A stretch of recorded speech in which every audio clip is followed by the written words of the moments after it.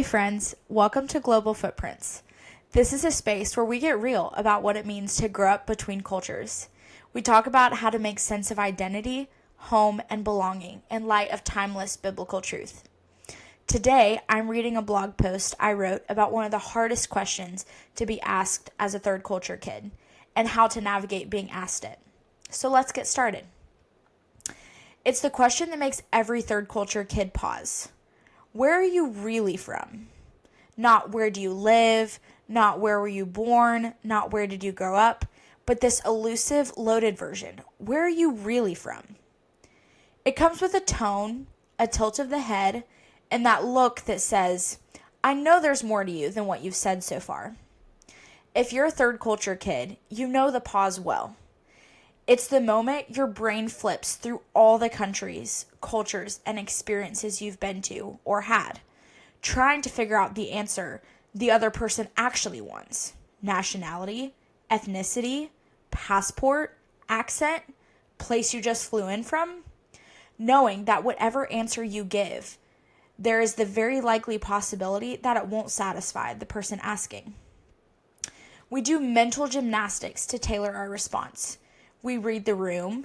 We shrink or expand ourselves depending on how interested or ready the other person seems. Sometimes we say, it's complicated. Sometimes we give them the short version. I'm American, but I grew up overseas. Sometimes we just pick a country and hope there are no follow-up questions.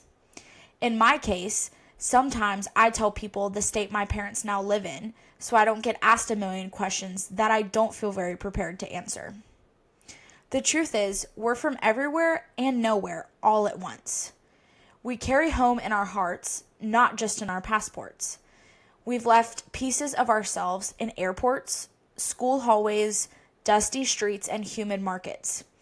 Our stories are stitched together in different time zones, languages, and cultural expectations. So when someone asks us to choose one place, it's like asking us to pick one page from an entire book and call it the whole story. So what do we say?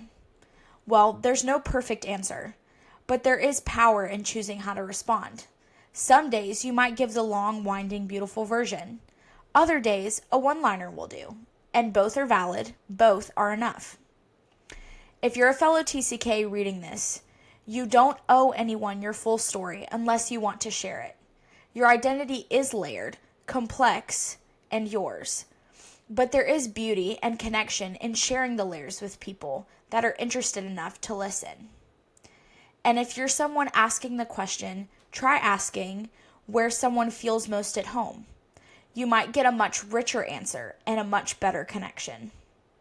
Where are you really from may never get easier to answer, but it can become an invitation to reflect, connect, and celebrate the richness of living between cultures.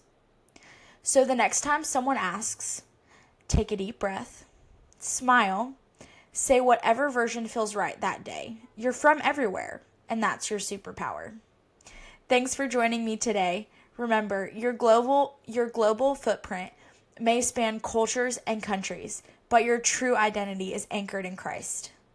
To read my blog post, my website is linked in the show notes along with my social media, so you can follow along with all the exciting steps of Global Footprints. You can also sign up to receive my weekly newsletter, where you will get exclusive access to lots of resources. See you next time.